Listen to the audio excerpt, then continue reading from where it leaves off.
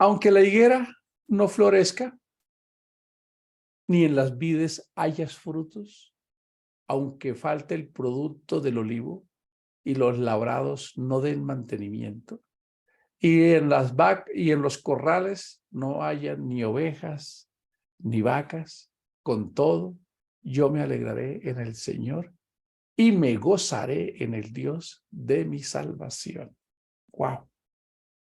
Parece una incoherencia esta expresión del profeta Habacuc que se escribió hace unos 3000 años. Vamos a repetirla a ver cómo nos funcionaría a nosotros con la forma en que nosotros hemos aprendido a orar.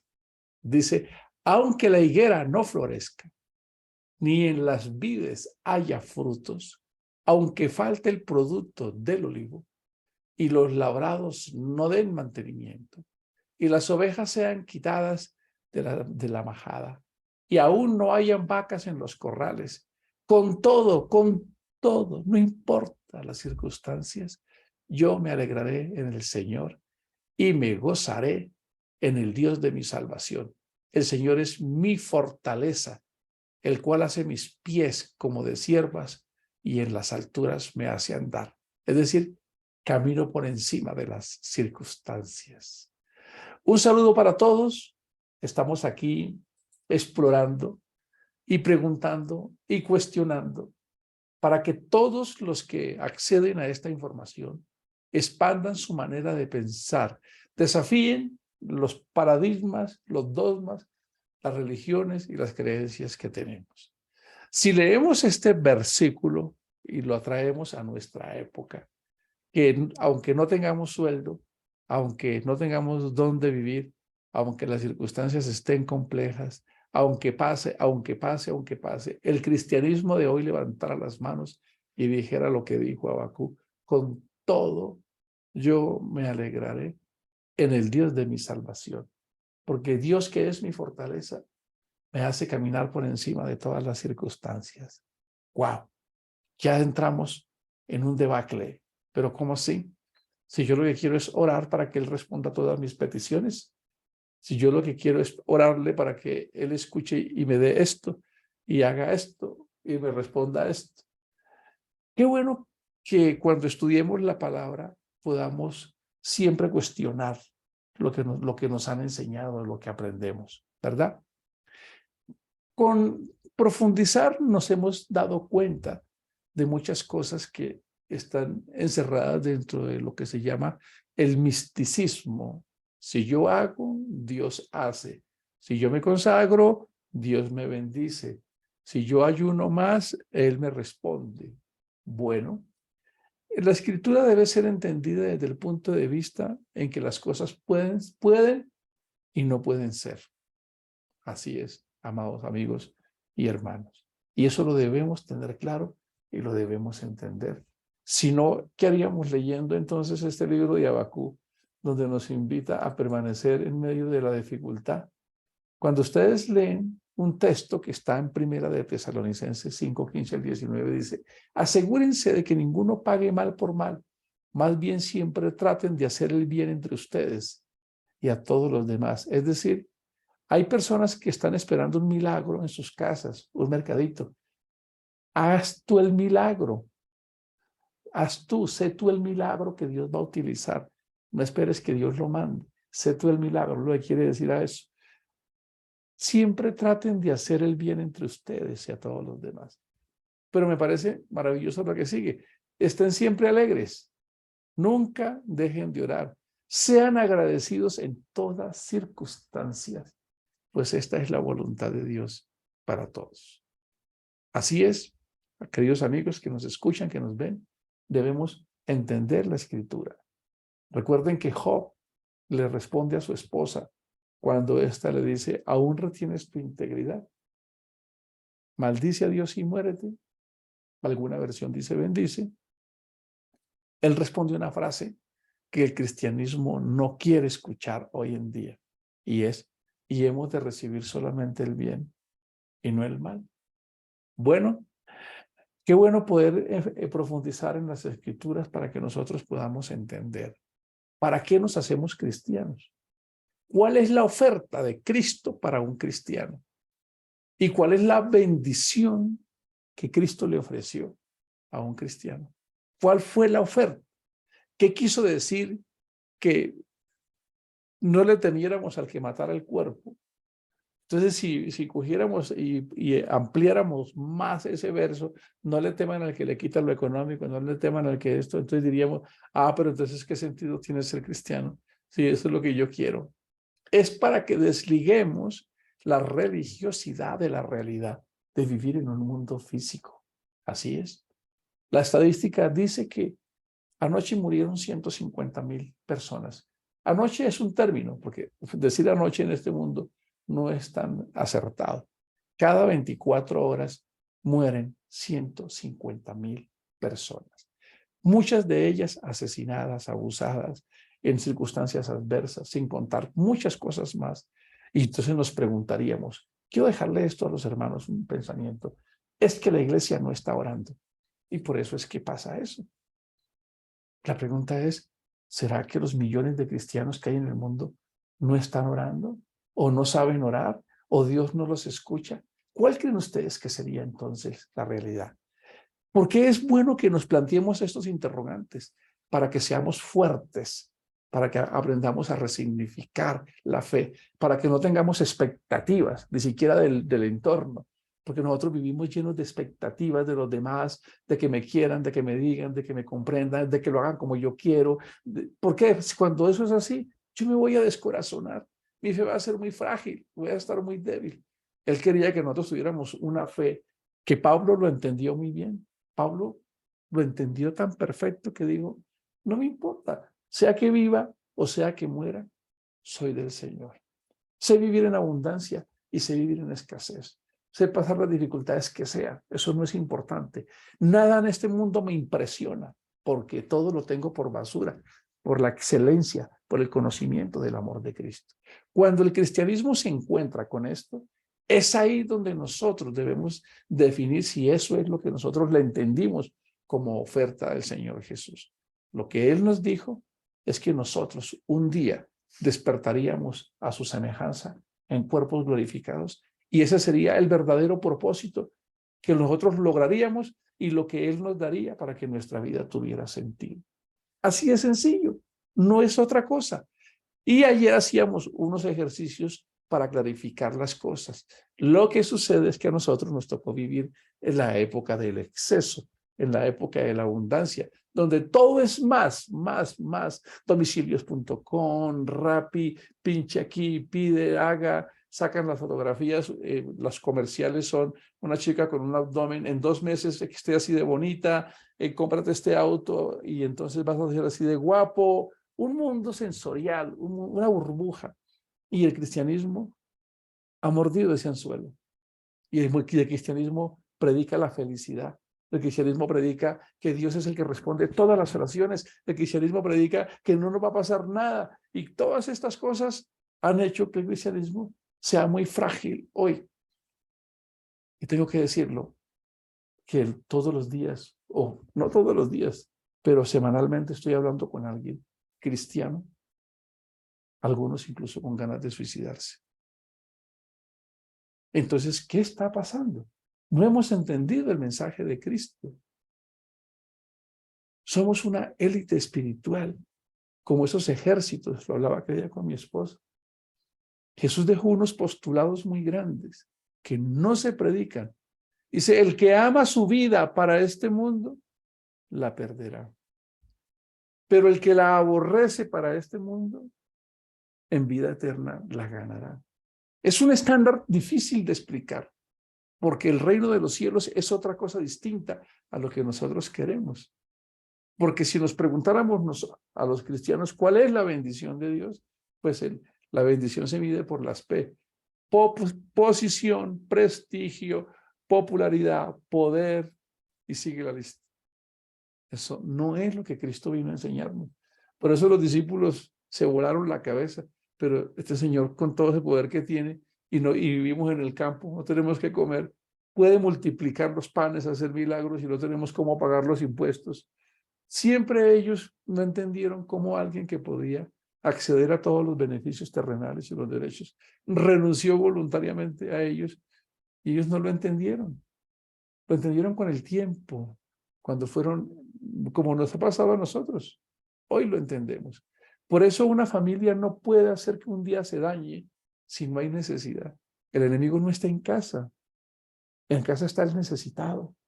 Está la oportunidad de servir a Dios. Poder valorar, tener gratitud. O sea, a esforzarnos para que no nos sorprenda un principio dominante del negativismo, de la crítica, del miedo, de solo ver lo malo de las demás personas, de esa persona con la que convivimos, de ser agradecidos, de esforzarnos. Debemos esforzarnos. No te va a fluir amar a alguien. No, no te va a fluir.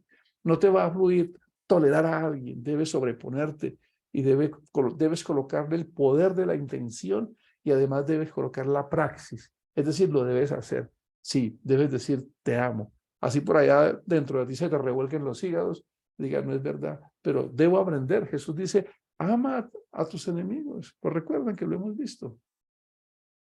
¿Por qué es tan importante explicar esto? Para que no se nos conviertan las malas interpretaciones de la Escritura. Padre Nuestro es una guía maravillosa para un pueblo que andaba perdido. Eran iguales de repetidores que todos los que podemos conocer. Se hacían sus 18 oraciones, las tenían programadas en el día, en la noche, en la mañana, se iban al templo y eran dándose golpes de pecho y repetían y repetían. Por eso Jesús les dice, oye, ustedes que hacen perdiendo el tiempo con todas estas palabrerías. ¿Qué hacen ustedes aquí? Y está ahí, pero nos cuesta trabajo. Lo dice, ustedes no saben que yo sé qué es lo que ustedes necesitan. Así lo dice ahí. Antes de que ustedes abran la boca a pedir, yo ya lo sé. Es porque esto es una relación de confianza, de respeto, como lo decíamos ayer, cuando nos sentimos reconocidos por nuestros hijos, cuando nos tienen en cuenta, cuando nos consultan, nos sentimos que somos importantes para ellos. Y es una relación. Y cuando Él se identifica como Padre, Padre nuestro, pues lo que Él quiere decir es que tenemos que traer la figura de lo que es un buen Padre. Y sobre esa figura, creerle a Él en que nosotros sí podemos confiar en Él. Vamos entonces a ir concluyendo la oración del Padre Nuestro. Pero miren que si yo les digo, ¿y a ustedes quién les dijo que se llamaba Padre Nuestro? ¿Quién les dijo a ustedes que se llamaba Padre Nuestro? Pregúntenle a un cristiano, sí, el Padre Nuestro, la oración del Padre Nuestro. Jesús no dijo, los discípulos no le dijeron, enséñenos una oración. Él no dijo, ellos no entendieron eso. Enséñenos una oración, es decir, como cuando uno le enseña un salmo a otro. Bienaventurado el que abriga, bienaventurado el que habita el abrigo del Altísimo, porque morará bajo la sombra del mismo. Eso es enseñar un salmo. Enseñar una oración es un modelo de repetición. No, no es un modelo de repetición. Es un proceso lógico que contempla todos los aspectos que un pueblo tan religioso como el pueblo de Israel conocía, porque ellos le tenían a Dios el proveedor, el guardador, el salvador, el sanador. Ellos sí que eran más religiosos de lo que nosotros nos imaginamos. Mucho más religiosos. Tenían 613 mandamientos. Entonces, cuando nos vamos aquí a Mateo, hay algo maravilloso que vamos a desentrañarlo. ¿Qué es lo que hay acá? Dice de la siguiente manera. Ya hemos revisado las primeras partes. Padre nuestro que estás en los cielos, ese Padre que está por allá, en un lugar muy lejano, lo vemos a veces, pero que realmente lo que quiere darnos es la enseñanza, que está por encima de las circunstancias, que no tiene las limitaciones que tenemos nosotros y que además de eso se porta como un Padre amoroso. Que está en el cielo. ¿Por qué? Porque es el trono del Rey del universo. Pero nosotros como hijos de Dios debemos vivir por la fe en esa dimensión, ¿verdad? ¿Qué sigue diciendo? Aquí hay, y es importante que lo tengamos en cuenta. Vamos a descubrir qué cosas hay escondidas en esta oración, como por ejemplo, cuando decimos Padre nuestro que estás en los cielos, es cuando lo alabamos y le decimos, te alabamos porque tú eres grande, porque tú habitas en la altura, porque tú eres Rey de Reyes, porque tú eres todopoderoso. Entonces es como entrar por la puerta, como dice el Salmo. Entra por sus atrios con alabanza y con cántico. Entonces es una forma de alabar. Después viene santificado sea tu nombre, que uno quiere, nos preguntaríamos, ¿y qué quiere decir santificado sea tu nombre, verdad? Para nosotros en Occidente, los cristianos, no tiene la fuerza que eso tendría para un judío, que el nombre del Señor era algo, ni lo mencionaban cada vez que lo iban a escribir, cambiaban el lápiz. Entonces, santificar tu nombre era una forma de adoración también, de reconocer que es un Dios con identidad, no como los dioses que tenían las otras naciones que eran ídolos, sino que era un Dios personal, un Dios con identidad, y lo adoraban. Entonces, es una forma de decir, Dios, tú eres mi Dios, yo te amo, yo te exalto, que es la forma en que a veces cuando estamos en procesos de oración, arrancamos de una vez a orar sin haber alabado, sin haber adorado. Entonces, santificar es magnificar que es un Dios con identidad, que es un Dios real, que además lo conocemos, porque cuando llamamos a alguien por el nombre es porque lo conocemos, no es alguien lejano para nosotros, ¿cierto? Cuando uno dice, el Señor que está allá, en un grupo de 100 personas, nadie voltea a mirar. Pero si yo digo, el señor Ricardo, Ricardo tiene que ver con alguien, yo conozco su nombre y sé quién es y aprovecho para adorarlo. Entonces, tiene como un orden donde empecemos en una oración matutina, porque podríamos pensar que esta es una oración para una persona que no llega, como lo veíamos ayer, ni necesitado ni emocionado, sino que nos levantamos en la mañana y queremos hacer una oración, y aquí tenemos un modelo. Pero ayer ya veíamos que las oraciones van a variar de acuerdo a las circunstancias, al entorno y a muchas cosas.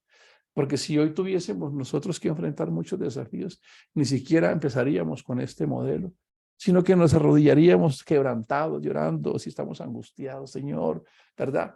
Esta es una oración que el Señor Jesús les está abriendo el entendimiento a los judíos para que cambien esa religiosidad que tienen y puedan ver aquí que a Dios se le alaba, que a Dios se le adora, que a Dios se le reconoce, que a Dios reconocemos que dependemos de Él, le agradecemos a Él, sabemos que no nos podemos justificar y que necesitamos de un Dios que nos perdone. Todo eso está escondido en esta oración. Cuando dice santificado, venga tu reino, es que nosotros podamos entender que esto que existe tiene detrás a alguien superior que nosotros, que hay un creador, que hay alguien que mantiene las cosas en orden, que hay un ideal y que ese ideal es el reino de los cielos. Y cuando dice venga tu reino, nosotros tal vez no lo comprenderíamos tan fuerte como a un judío que se la pasa orando en el muro de las lamentaciones, ven Mesías, ven Rey Mesías, ven ya. Esa era la oración de todo, y aún todavía cuando ustedes ven las noticias por ahí o los que van a ir a Jerusalén, se dan cuenta que todavía los judíos, en ese pedazo, en ese fragmento de ruina que queda del muro, ellos todavía van allá de decir, venga tu reino, ven Mesías, reina. Entonces, esta oración de venga tu reino también tenía mucho que ver para ellos en que siguieran confiando en todas esas promesas que le dio a Abraham. Abraham, en tus simientes serán benditas las naciones de la tierra. Después la bendición vino a Isaac, a Jacob, después a David. Y dice, no faltará alguien que se siente en tu trono. Pero nosotros hoy tenemos otro reino distinto. Tenemos el reino donde la constitución nuestra es justicia, paz y gozo en el Espíritu. Y decir que venga tu reino, el primer lugar donde debe estar ese reino es en mi corazón. Así es, qué maravilloso, ¿verdad? Decir que ese reino espiritual esté primero en mí. ¿Y eso qué quiere decir que esté en mí? Pues que yo mismo empiezo a vivir conforme a la constitución del reino de los cielos, que es justicia. ¡Wow! Entonces empiezo a mirar cómo me comporto con el entorno, que es paz. Es decir, las personas encuentran en mí un remanso de paz, no alguien del que se quieren alejar o escapar. Y gozo, es decir, tengo suplidas todas mis expectativas en lo interior y no ando dependiendo de los conciertos, de los eventos, de los partidos, de las modas, de los realities, de las salidas a comer, para poder tener gozo, ¿no? Tengo una solvencia emocional autónoma que me la genera la presencia de Dios, del Rey, de ese reino que mora en mí. Es maravilloso, ¿verdad? Venga tu reino, ¿qué es? Si no lo pensamos así, vamos a estar pensando como los judíos. Ay, entonces como allá un león jugando con un niño y con una serpiente, como se nos presentan por ahí en algunas revistas, estaríamos pensando en eso. No, Él vino primero a instaurar un reino en nuestros corazones. Y si en los 8.000 o 9.000 millones de seres humanos que existimos, ese reino estuviera con esos tres pilares, ya este mundo sería transformado. Así es, ¿cómo les parece? No habría, ¿por qué? Porque nos vigilaríamos en no ser injustos. ¡Wow! Es maravilloso este mensaje. Venga tu reino y después venga a dónde, a los que no te conocen, a mis hijos, Señor, que mis hijos te conozcan, que mi esposa, mi esposo, en el caso de las damas, mis vecinos, Señor, mira este país cómo está.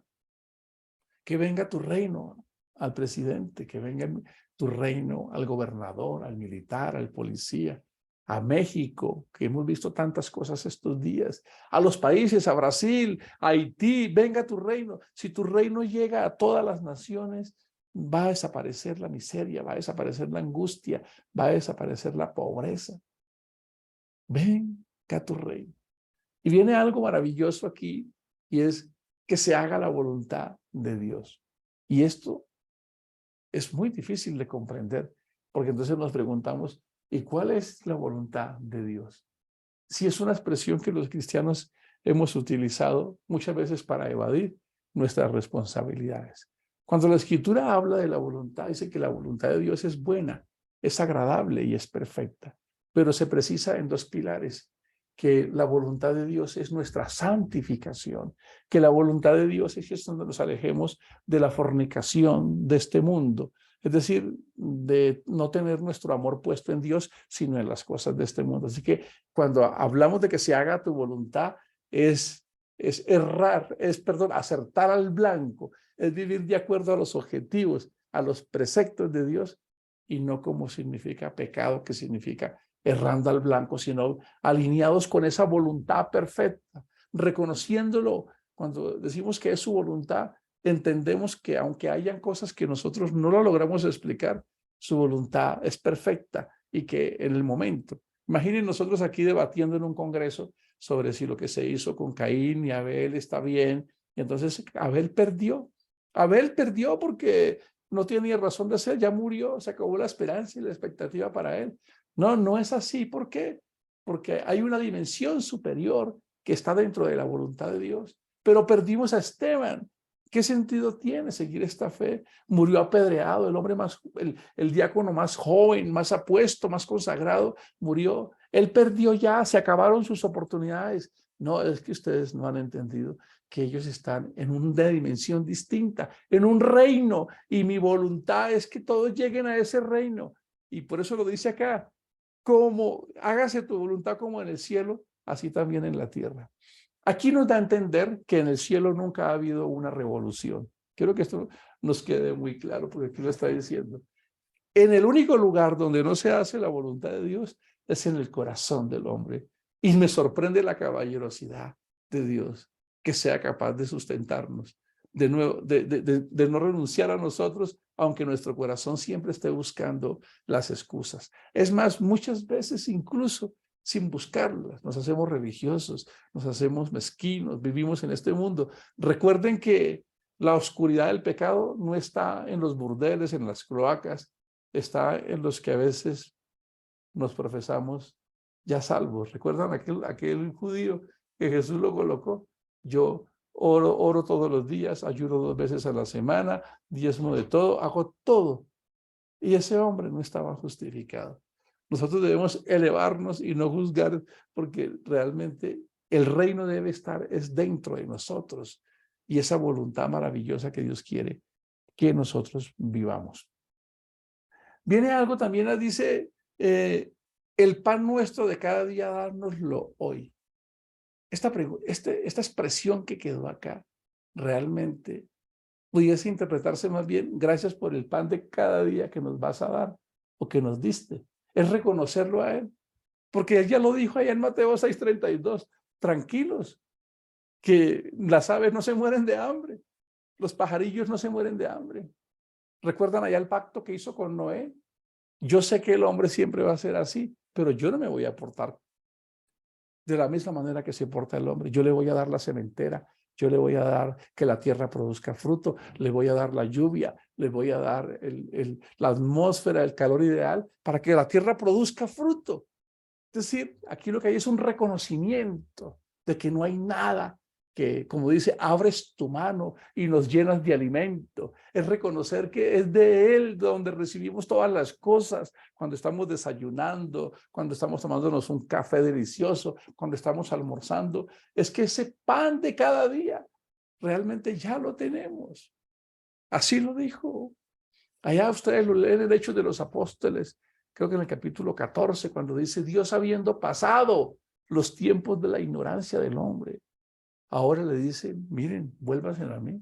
¿Por qué? Dice, porque a pesar de la ignorancia de ustedes y que le dieron la espalda, Él nunca se ha quedado sin testimonio. Él nunca ha estado a la altura de quién es Él. Dice, les ha dado sustento, abrigo, alimento y contentamiento en el corazón. Es un reconocimiento de que si hoy en nuestra casa estamos, esa provisión es de Él.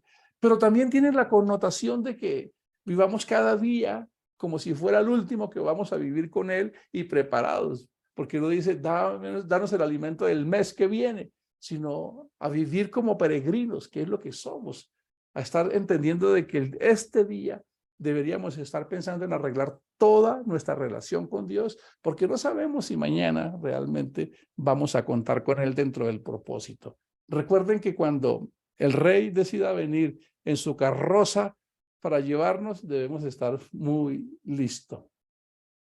Vamos a dejar hasta aquí y mañana concluimos la segunda parte de este Padre Nuestro y miramos los pilares de lo que nos dejó escondida esta oración, pero siempre tengamos en cuenta, mis amados amigos, hermanos, que esta oración obedece a una reestructuración, obedece a un bien hacer, a un pueblo que no lo está sabiendo hacer, que nos puede servir de modelo. Recuerden que no es una oración que nos enseñó, sino una forma de orar, son dos cosas distintas, y que la podemos utilizar rápidamente.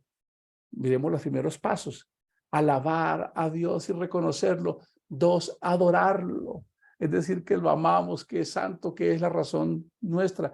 3, agradecer por todo lo que nos ha dado. Es como un orden de gratitud, de reconocimiento y también de perdón. El 4 punto, perdónanos, Señor, porque mis pies, el salmista David le decía, mis pies de continuo son tendientes al mal, examíname y ve si hay en mi camino de perversión. Entonces es una sinfonía, es una orientación para que no nos perdamos y estemos por allá, sino como una ruta de oración sin que se tenga que volver en un formato rígido, sino que, se me pasó primero orar y primero era adorar, o primero es alabar, o primero es pedir perdón. Pero yo creo que cuando llegamos a Dios es muy bueno reconocerlo, adorarlo, decir que lo amamos y que estamos agradecidos con Él y que además necesitamos que nos restaure porque les hemos fallado. Nos vemos mañana y concluimos este espacio tan profundo de la oración ideal. No tienes que llamarle al Padre Nuestro. Ese es un modelo religioso. Bendiciones para todos.